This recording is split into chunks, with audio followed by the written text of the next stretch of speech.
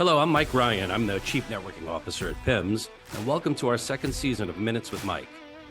Now in my 33rd year at PIMS, I've had the privilege of partnering with companies both large and small, supporting their PR and marketing through customized fulfillment and distribution that delivers measurable impact on their brand perception, boosts positive affinity, and fuels their overall brand performance. And throughout my career, I've had the chance to work alongside many talented folks. This is their story. On this show, we'll sit down with some of the world's top marketing and business thought leaders to learn more about their success, how they got there, how marketing helped them achieve their goals, what strategies they used, and what inspires them. Please join me on this journey as we learn from those who are changing the way we think about business. So sit back, enjoy. You're listening to Minutes with Mike. Welcome, everybody, to our latest installation of Minutes with Mike. Today, our very special guest is Octavia Hamilton. Welcome, Octavia. Hi, thank you so much for having me on today. Among many things, Octavia is the founder of Xena Life, and we're going to hear all about all of that and what she does and how she does it. But in doing some research on her, she and I had met at Inacos, a brilliant grouping of C-suite professionals that come together around the country and around the world to sort of share experiences. And she and I met in San Diego. We had this wonderful conversation. Of course, bells were firing in my head about I have to get her on Minutes with Mike. So thank you for doing that. But I also did a lot of research. You know, I was reading over your LinkedIn page and some of your posts. I must say, it's just a wonderful opportunity for me to hear more about who you are and where you came from, the struggles, the wonderful things that have happened, the struggles you've had with starting your own business and keeping that going and everything that ties into that. So I would like to turn it over to you as we begin here. Tell me a little bit about you, where you started, where you came from, and where you're headed. Absolutely. Thank you. Yeah, so I mean, it's been quite a journey, and I am a physiotherapist from London originally, worked in the NHS for many years and loved it, and then left London because my husband's a winemaker, ended up in Hampshire in a part-time job.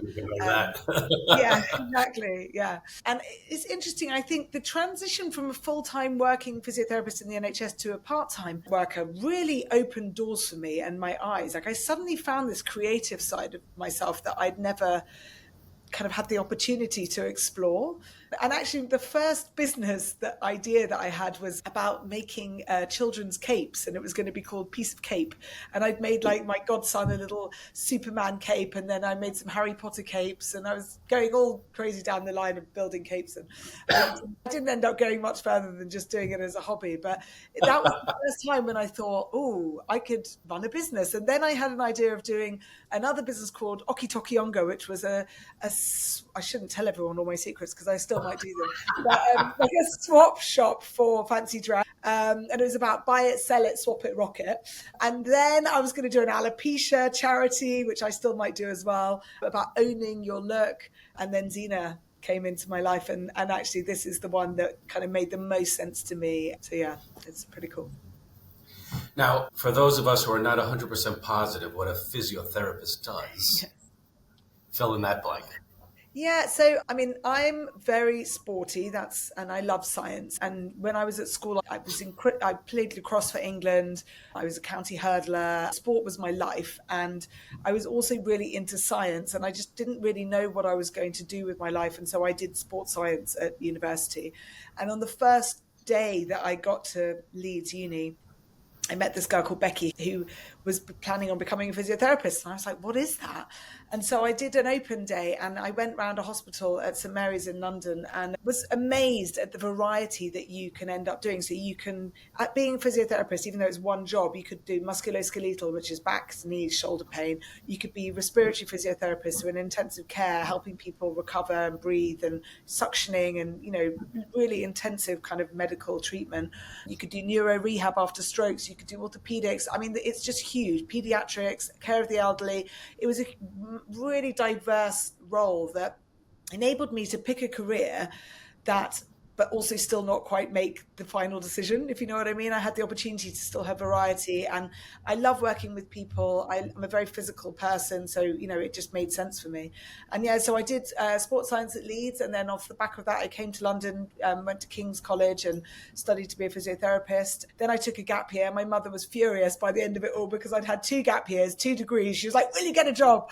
8 years later, I went to King's first and worked there for I think 3 years, and then I went to Tommy's, and then we moved to Hampshire, worked at Southampton General, and then it's now I've now been a physio for 15 years, which is kind of scary, but I absolutely love it. It is an integral part of who I am as a person, and I think my skills lie in teaching people that they're not broken. Like, even if they have been broken somewhere along the way, their body is an incredible thing, as well as the mind. And if you have the right tools and support around you, and you are dedicated to committing to some progressive rehabilitation in many different formats, you can go back to living a really fulfilling life that can give you a lot of joy. And I think often we lose trust in our bodies, or our mind along the way, depending on what's happens to you, and that could be from a car accident or cancer, or losing your hair like I have, and it's about regaining that self-belief and trust, and realizing that you can thrive no matter what happens in your life. What really hit home in talking to you previously, but then when I was reading your LinkedIn page too, I saw there was listing of the core values around Xena Life, and they were confidence, resilience, understanding.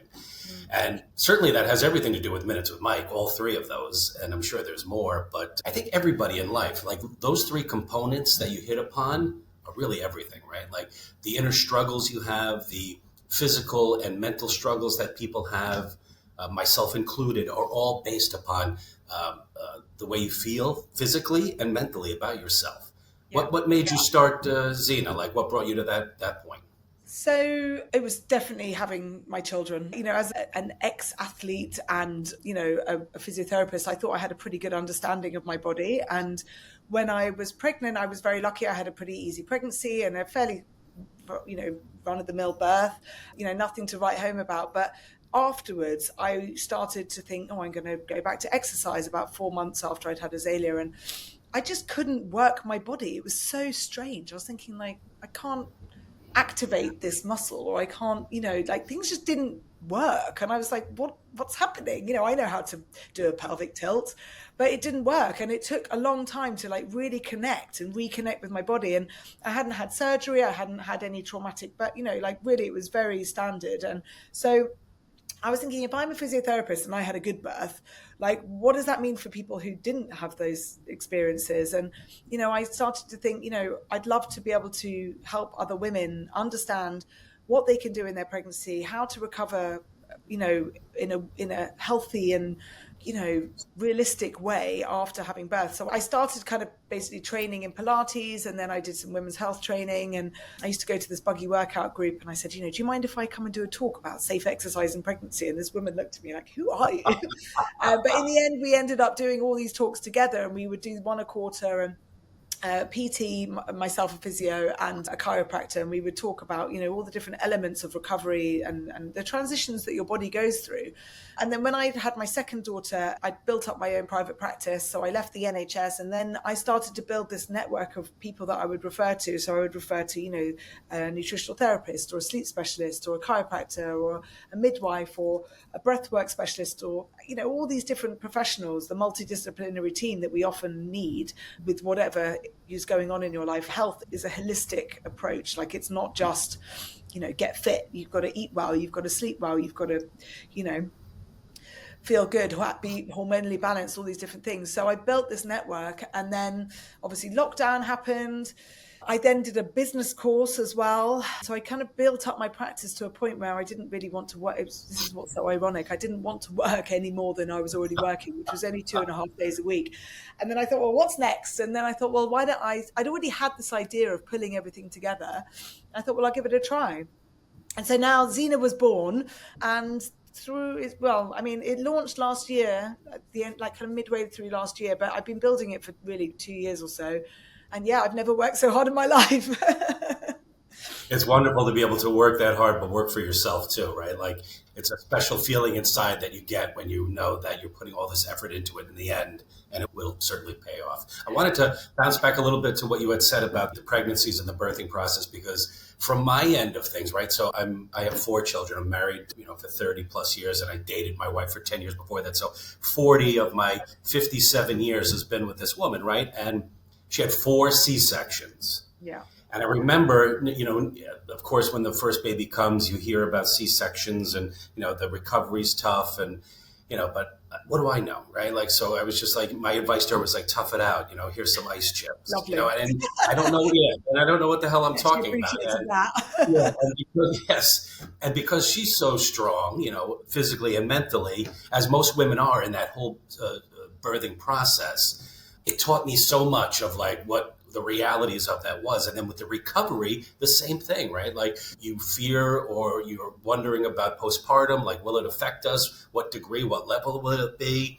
And, there's people you can turn to and your parents want to help you and the friends want to help you, but you really want to turn to the people that have gone through it, that have some added information that can help you to sort of get through that. And, it's wonderful to know that there's folks out there that realize that and put forth this effort. Well, I think that's where the understanding, confidence and resilience come in, because I think as a physiotherapist, my job is to educate the person, the client, the patient about what's happening. So, when I worked in trauma and orthopedics, they would be taken off the roadside, they'd come into ICU, they'd have their surgery, and then they'd come to the ward. And often that would be the first time that someone would really sit down with them and explain what had been going on and what surgery had been done, and also what that meant for them. And then you have to build confidence back in your body, the stitches aren't going to open, all these different things, but also it's confidence in the decision processes that you're going to have to make. And this is where, when it comes to pregnancy, there's so many different, we can prepare through understanding, but then there's many different decisions that need to be made at different points. And if you have that understanding of what's going on or what could happen, even if you planned your home birth, let's say you had to go and have an emergency C-section, there are choices within that moment that you can make. And, often if you're in a medical environment, that people are going to say, this is what you need to do.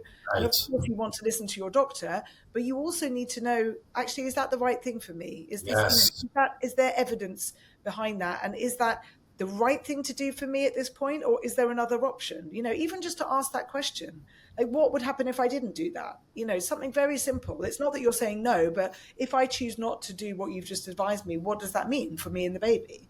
So having the confidence to kind of ask those questions.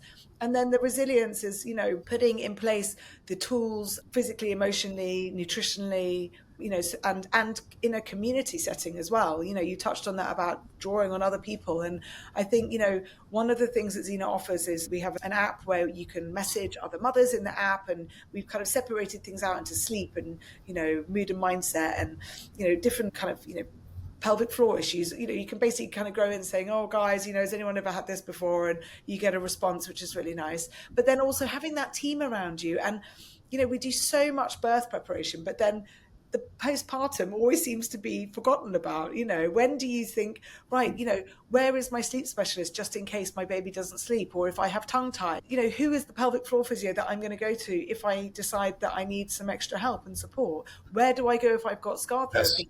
I remember when I had Azalea, I couldn't even boil some water at the beginning. I remember the first meal I ever cooked, it felt like such a complicated task, and I thought, oh God, I'm not going to do that again for a while. It never stops too, because, again, 57, my wife is the same age. The buzzword in my house is menopause, right? It's inevitable, and there are ways to sort of work through that, but it's not a conversation that she likes to have with me, right? Because A, I don't really know what I'm talking about.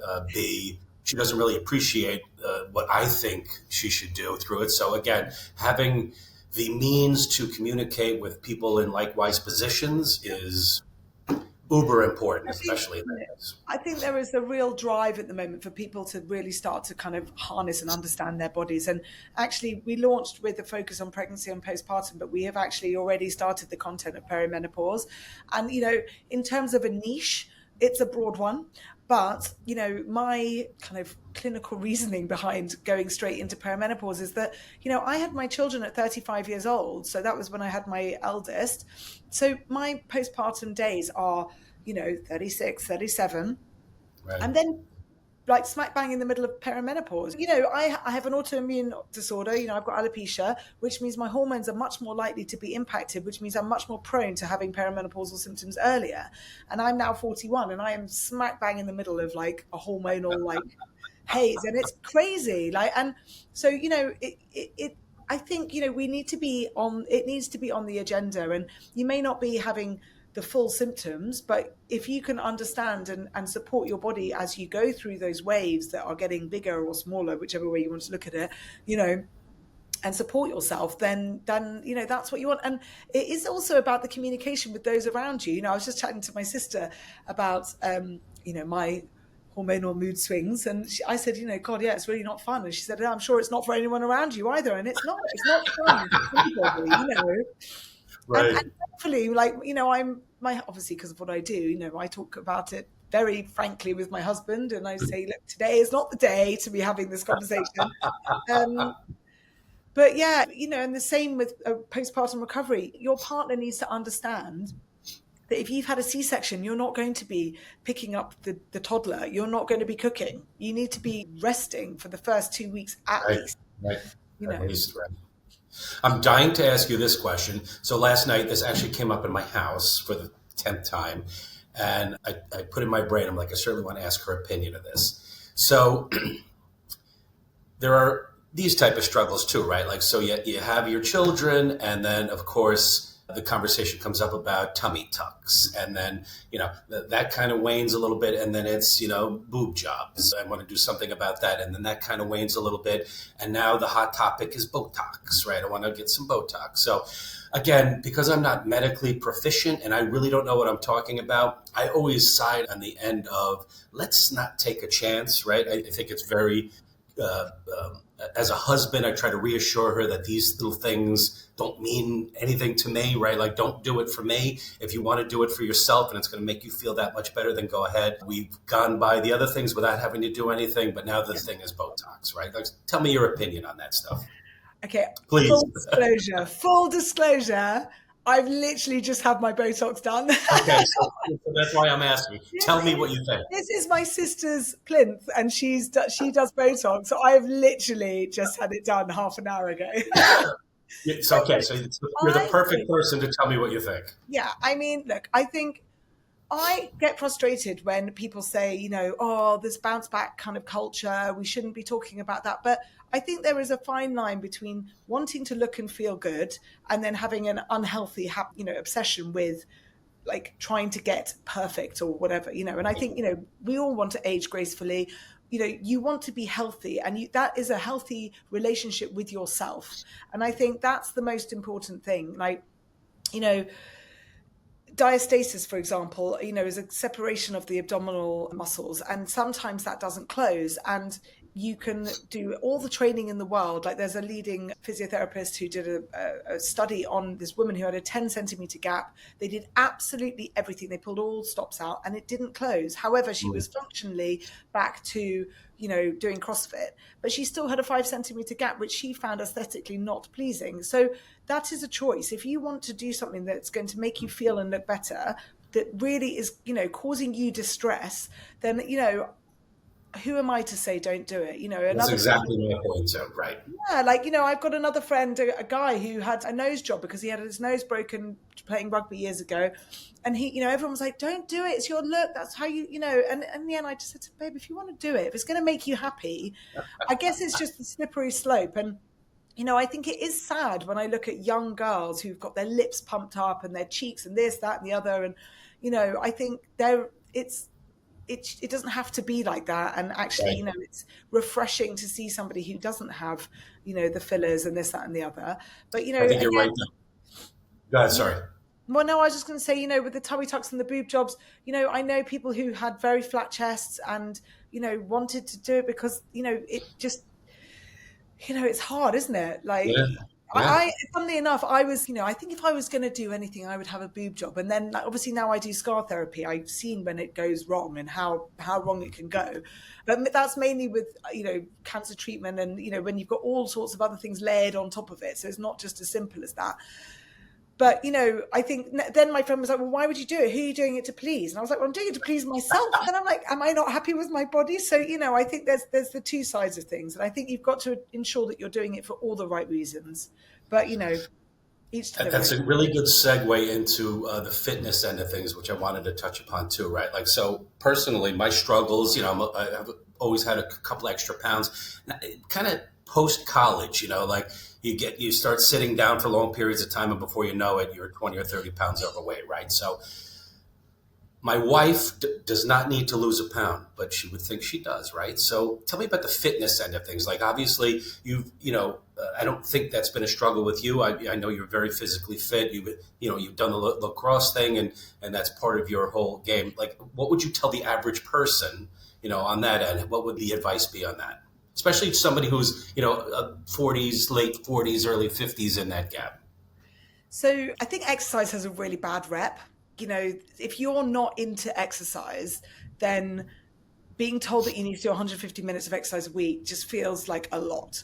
And I think something that's really positive is that, I don't know whether you've seen the Blue Zones documentary, but they've looked at these 6 zones in the world where people live to up to and around 100, and they try to pull together the things that have enabled these people to have this longevity.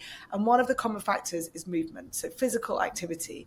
And our bodies are designed to move. If you think about how we were, back in, when we were cavemen, we were hunter gatherers, and we were dynamic, and our lifestyle now is very sedentary.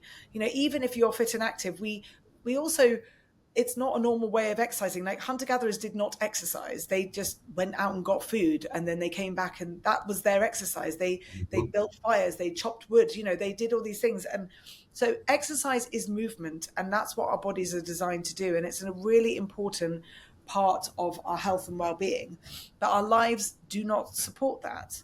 So, I think looking at it from a different perspective is a good starting point. I would also say, from a female point of view, when we do start to get towards the menopause, the body is changing, and it needs to ensure that you can have that functional body that's going to take you through those older years. We want to be mobile. We want to be feeling strong and standing tall and being able to pick up your kids or go to the shops. And to have that, you need a body that moves and works well. And the more physically active you are, the better your cardiovascular system's going to be. Your adipose tissue is going to be lower down, and you're going to have better bone density. And if you did have a fall and you've got good bone density, you're less likely to have a fracture. It's well known that as soon as you have a hip fracture, your mortality goes up. It's increased. So it is about putting things in place. It's almost like an investment into your future.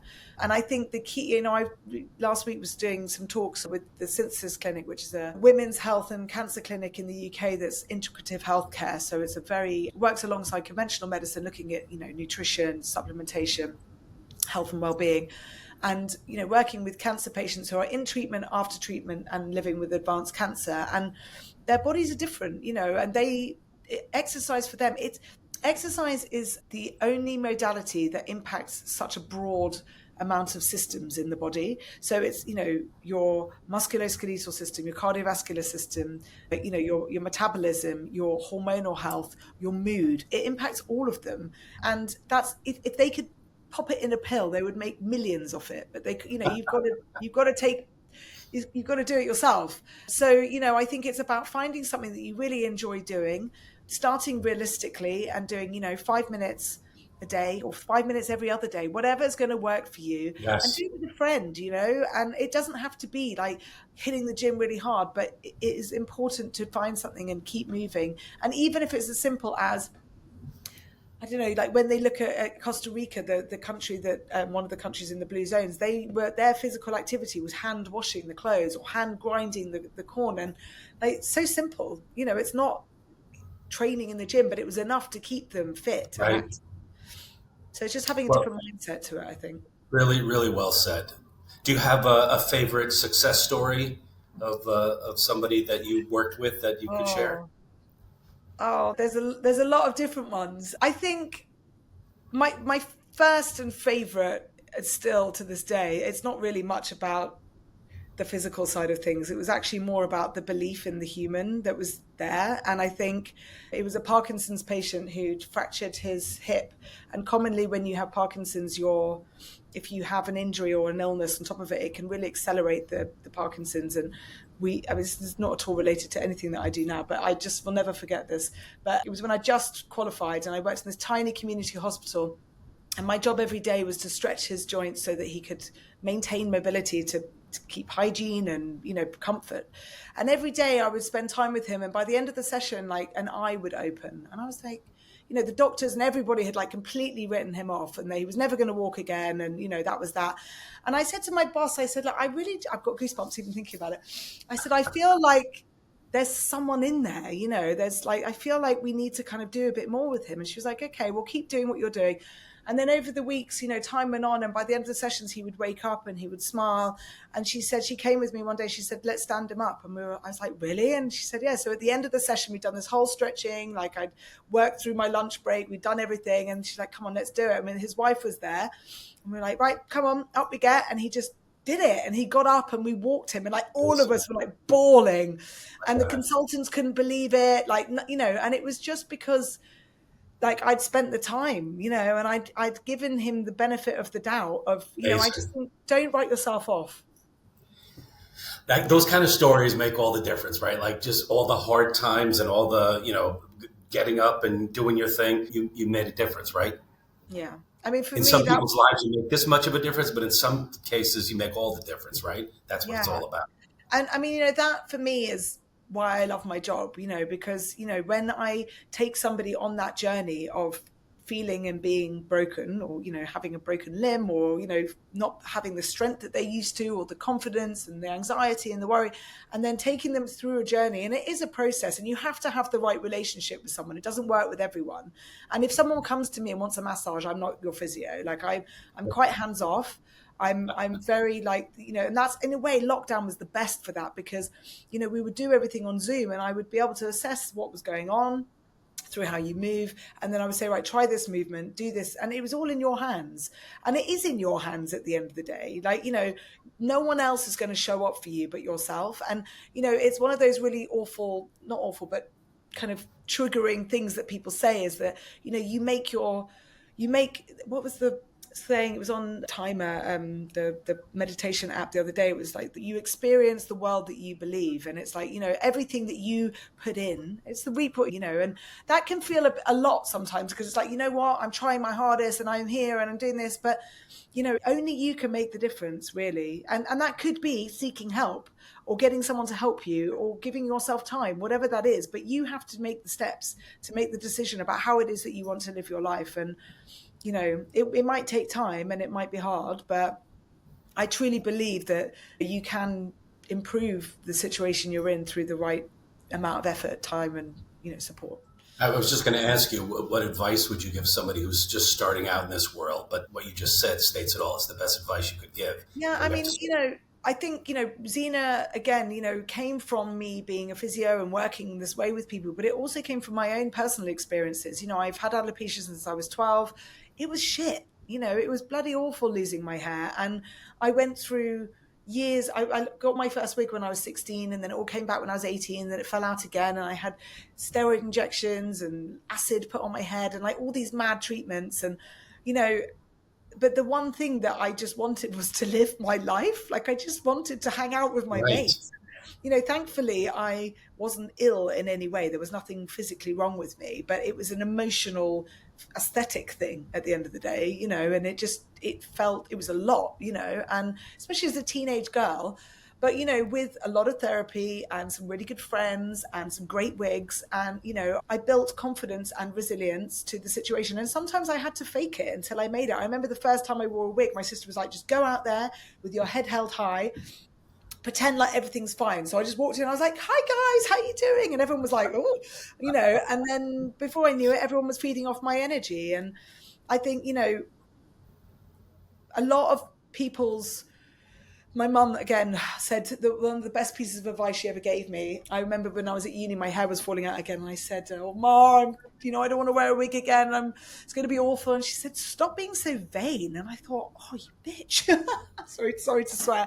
But I did think that. I was like, how could you say that to me? And she said, darling, no one's thinking about you. It's only you that's thinking about you. And I thought, oh, yeah. She said, everyone's just wrapped up in their own world. And I think we can get so caught up in our emotions. And if you have got the capacity to just take a bit of a step back and realize that you're the one who gets up and gets dressed every morning, you're the one who makes, the connection with that person, or takes yourself to the gym, or goes on a walk, whatever it is that you do for yourself, you do it. No one else is doing it for you.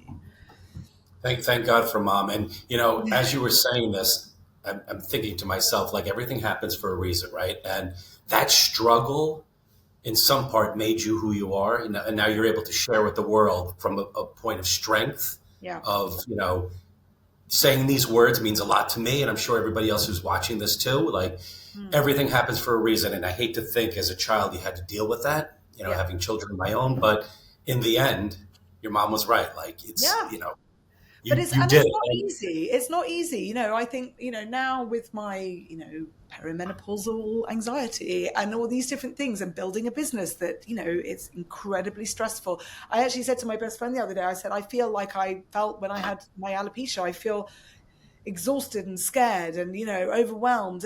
But I know that I got through that experience, and I know the things that I need to put in place to ensure that I can get through the next stage. And nothing is forever. And I think, you just got to keep going, in a healthy way. And also it might be that you have to realize that it's not the right thing. It's okay to say, you know what, I'm going to hold my hands up and say, this isn't for me. So I think, but yeah, you've got to be a tough cookie sometimes. Brilliant. Octavia, it's time for the lightning round. Oh. To be a guest on Minutes with Mike means you need to answer these this or that type questions. There's no wrong answer. Just tell me what pops in your head, right? Here we go. Yoga or Pilates? Pilates. Fresh juice or a smoothie? Fresh juice. Cardio workout or strength training? Strength all the way. Plant-based diet or keto diet? Oh, God. Oh, I'd miss meat too much. It have to be keto. Morning jog or evening walk? I do love a morning jog, actually. A stand-up desk or traditional sitting desk? Stand-up desk. Nice. I don't have one, but it sounds fun. My husband's got one. Organic food or locally sourced food? Oh, locally sourced. And finally, sleep with white noise or in complete silence? White noise. Awesome. Octavia Hamilton, this has been wonderful. Thank you so much. I really appreciate your time, all your advice, and your wonderful behind the scenes on how you became you. Thank you so much. Oh, thank you so much for having me on the show. It's been amazing.